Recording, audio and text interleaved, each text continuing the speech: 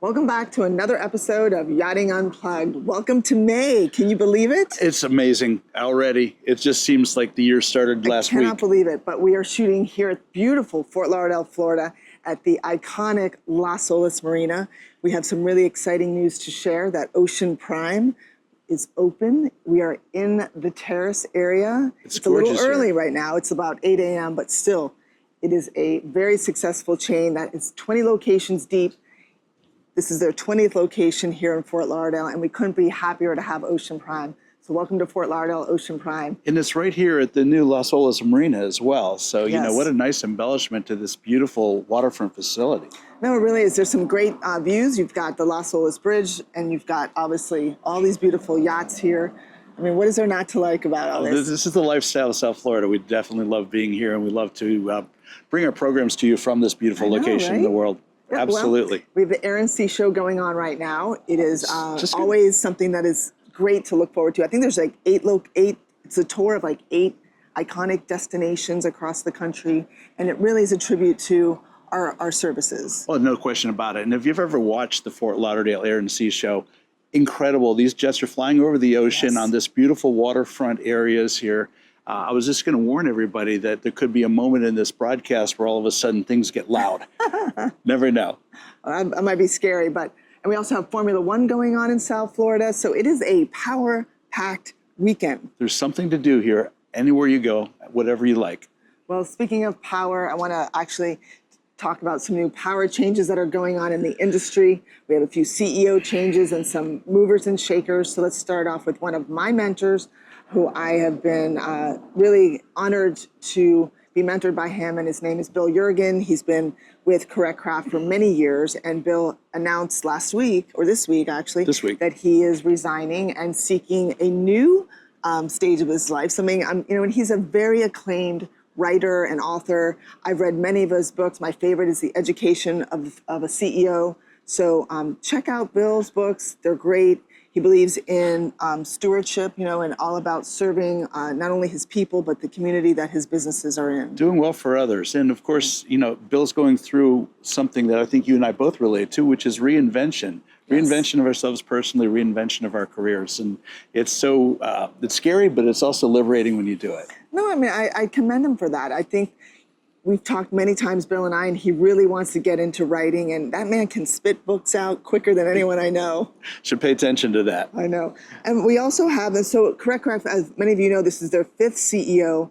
It's been a lot of changes, and Bill really has brought an amazing amount of success to Correct Craft. So, I'm excited to see who is going to fill those shoes. Yeah. Well, that's coming up soon, I'm sure. I know. Well, let's talk about, we have another CEO change going on, and that's Golfcraft. Golfcraft, yeah, yes. A gentleman I've known for a very long time, Erwin Bamps. Mm-hmm. He's Scandinavian. Ironically enough, though, he's working and has been working in the United Arab Emirates for quite a number of years. He really brought Golfcraft into the scene from being a regional boat builder into a competitive yacht builder in the large yacht space. And about 9 years ago, he left Golfcraft for another reinvention. Right. And now he's back. Yeah, well, I think that's interesting because I really do believe that he did scale them into a world-class boat builder.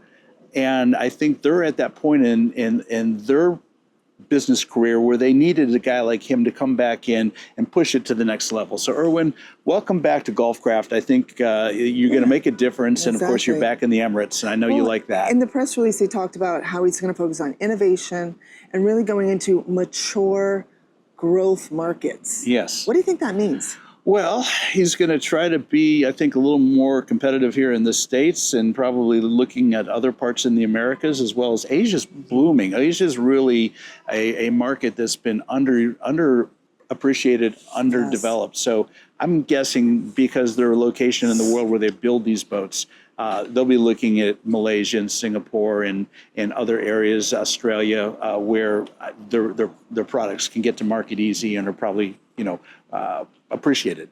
Well, good luck to you. It's a great brand and only much success. So Grand Banks is another great name. Isn't that something? They've been around since the mid-50s. Right. And also Palm Beach is also Palma a brand Yachts. that falls underneath the GB Marine Group. And they've had some major announcement there that Lynn Fischer has been appointed the Chief Marketing Officer. Yes, she has. This is the first, they just created this position for her. Okay. So apparently they really wanted her, and I can understand why with her maritime career. So she's coming into Grand Banks and Palm Beach Yachts to basically promote the brand, market, and hopefully we hear more about her and from her. Yeah, I don't know her personally. Look forward to getting to know her. Have you actually met her? No, I've not. I was going to say the very same thing, Kim. I read her bio and it sounds interesting, and she seems like somebody, you know, we should get to know a little bit. Yeah, well, best of luck, Lynn. Well, some, I guess, boat shows are going on. Let's talk about, we have a few going on. We have, you said the Palma boat show is going on? Yeah, our producer, Rhea, actually got out of her office in her studio and got into the show. She's a remarkable lady, and she's so fun to engage with, but in her words, she hates people. So Ray is there working the Palm Beach Boat Show and having a good time, I hope. Yeah. And that's a gathering of the large yacht industry. Right. And that's going on. The Palma boat show is going on until when? It's probably the weekend? Yeah, through the weekend. Yep. Yeah, one of those, I get bucket list boat shows for me. I want to go, definitely. Well, if you've never been to Palma, it's a gorgeous historic city on the island of Palma, Mallorca, and it's certainly a destination worthy of heading to. We are heading into boat show season. It's starting to ramp up. You know, we've got a little bit of a break, and then we go right into everything across the pond that happens over there. I want to talk about METSTRADE. There was some news that was brought to our attention about how it's grown so much, and I know you've been there. Yeah. I've been there almost every year since it began in the 90s. And I actually did a wonderful interview that came out in January with Niles Klarenbach, the managing director of METSTRADE in the Super Yacht Forum. Yes, they've gotten, for the first time ever, they've taken over the entire Rye Center. Yeah, it says the entire Amsterdam complex. Yeah, it's the world's largest trade exhibition for the leisure marine industry. It is by far, and it'll blow your mind when you walk into that facility, that conference facility. It's 12, now it's going to be 13 halls open. Wow. You know, for business. It's all B2B business too. This is not a retail show. And even though it's in the boating, yachting world, you don't see any boats or yachts there. It's the people that trade in that industry. They come from every country in the world. It's so immersive. And this year it's going to be bigger and with more opportunities for networking, more opportunities for meeting and expanding your own business. Certainly, I tell any American business that wants to grow internationally, this is where you start. That's where I started in my businesses so many years ago, quite successfully. Nice. And the METSTRADE will do the same thing for anybody who invests in the time and energy to be over there. There's a lot of product launches that happen. A lot of models are launched there. I know Sunseeker had a big launch and quite a few other companies this last year. So I'm excited to go. I've never been. It will be on my bucket list to go this year. Yes, good. Well, we'll do some content there. They sponsor Yachting International Radio. They set us up with studios there last year, so we'll see you again there this year. That's but this exciting. year, Kim and I will both be there creating some content and sharing some stories with everybody. So in exactly 10 days, I'll be making the trip with the National Marine Manufacturers Association, heading to Washington, D.C. to do some lobbying. Bravo. Really excited about that. Yes, we have a lot to talk about. Yeah. There's obviously, you got the tariffs, and you've got still the right whale situation going on with the speed restrictions. So there's a lot of things that we need to talk to our politicians about. So thank you to the NMMA for actually covering that for me, getting me there. And I will be bringing that to you on behalf of Rick and I.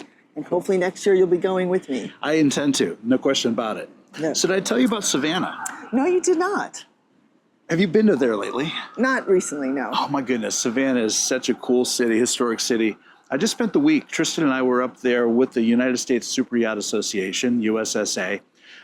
They did their Savannah yachting event, and it was immersive. It was a sold-out event with members of the USSA. There was 70 members up there with a waiting list of people that wanted to be there. So the takeaway there is when you hear about these events popping up, sign up early because they will sell out. We toured 2 shipyards. We toured the Thunderbolt Marine shipyard. We toured Savannah Yachting Center, which is the Safe Harbors Marina facility, and we saw the brand new IGY Marina just opening. They are literally a couple days away from their CEO for occupying the facility. They've got 1,200 linear feet of face stock on the Savannah River with 65 feet of water depth at the low tide, and 96 slips inside their facility, 14 feet of depth at low tide that'll accommodate your 25 to say 75-foot yachts inside of there. Savannah Yachting Center, they haul anything from 50-meter to 350-meter boats, put them on the hard for full service and surveys and refits. And then what I think is the biggest gem up there, and my maybe biggest takeaway surprise, was Thunderbolt Marine. They're down in Thunderbolt, which is just a little bit east of Savannah, about 15 minutes away. What a cool yard. Ernie is the president of that yard. We sat down and had a wonderful conversation. It's going to be a podcast on Yachting USA to come out. That yard's been around since the 40s, building minesweepers and Coast Guard cutters. How exciting. And now Look forward to seeing that episode. Big refits. And so that's a shipyard to go to for sure. And then I have to do one more call out to Verge Yacht Design. Anita has set up the coolest company right in downtown Savannah on Bay Street in the middle of the historic district. She is such an innovator with interior designs and products and a vision of what the future of a yacht could and should look like. So her and her employee Nick, who's an amazing naval architect, are setting up shop there. Of 5 years in business so far, and they're killing it. Well, great. Congrats, Anita. And teams, that's exciting. I look forward to going to Savannah. I've really never thought of it as a destination for yachting and stuff, so looking forward to going. It truly is. So let's talk, since you're on shipyards, let's switch over. We always bring marina news, what's going on right now. F3 Marina, which is the very, it was highly anticipated, took a long time to build. A lot of, they knocked down the old marina that was there and built. A lot of technology, very few, actually humans that are there. It's all really robotic. And very high cutting edge. So that has officially gone on the market. Colliers US has it listed in Fort Lauderdale. It's the world's fastest automated dry stack marina and will begin accepting offers this month in late May. It's 59,000 square feet, hurricane-rated facility, and has a first-of-its-kind crane system, like we discussed, that lifts and stores boats under 5 minutes. Yeah, I know. If you've ever seen it operate, it'll blow your mind. Yeah. And it's a push-button kind of thing.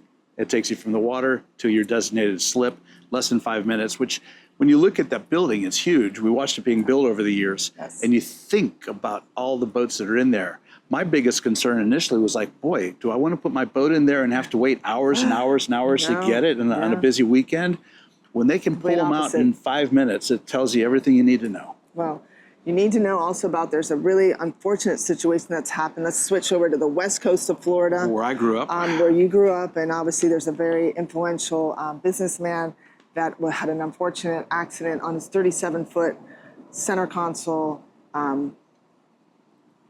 It was unfortunate. He ran into the Clearwater Ferry and killed somebody. Yes. And, this is about boating safety on the water. We talk about boating safety on the water all the time.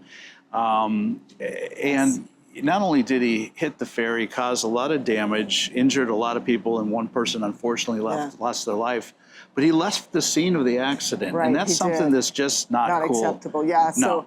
So Jeff Knight was his name, or is his name, and he is a big businessman over there, has a music venue.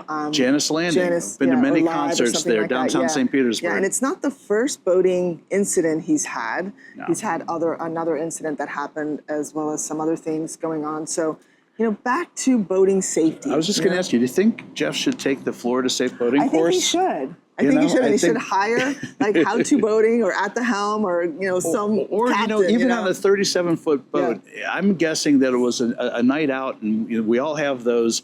Maybe hire a captain to run your boat for you, so you can enjoy the evening and libations and whatever else is going on, and have a safer experience on the water. Well, they did test him for alcohol. He did not have alcohol in his system, but did you see the video? I mean, he literally, it's like he didn't even see the ferry. He went right over on top of the ferry. It's like it didn't even, wasn't even there.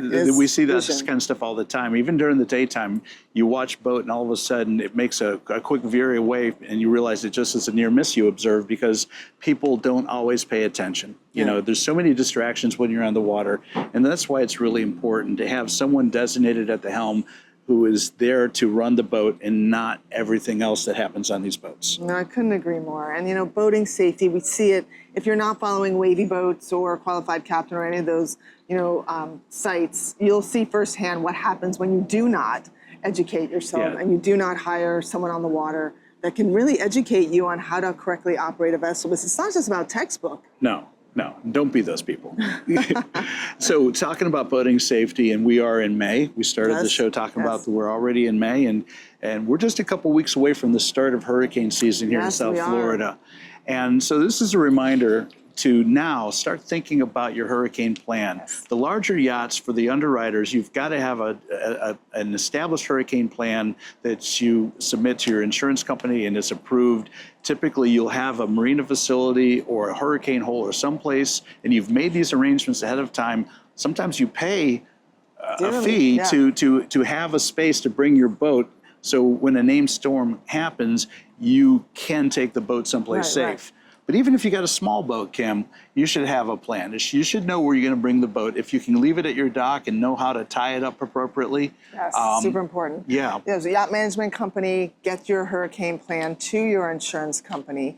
And really, if you can get into a marina, get that reservation, that hurricane reservation. It's a little costly, but worth it because you look at the flip side, what it costs to actually fix your boat. Right. And we just saw that last year. We had 3 hurricanes in Florida. I know, no doubt about it. And that's assuming the insurance company will sign off or pay your claim, because there's a lot of clauses in maritime insurance now that exempts insurance companies from certain claims if you don't play by the rules and follow the plan that you've established that you're going to do. So that's really important.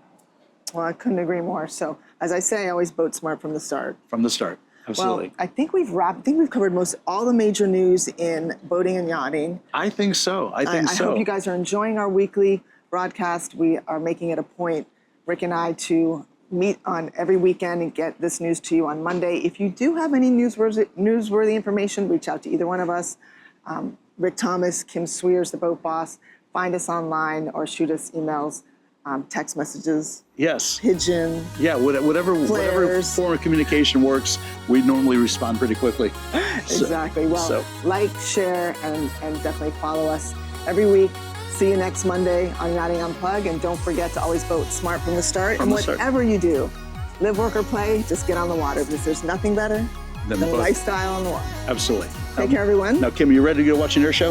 I think let's do it. I think we have our hats on and we're ready for it. Yeah, let's hit the beach. Take care, everyone. Have a great week. Be well.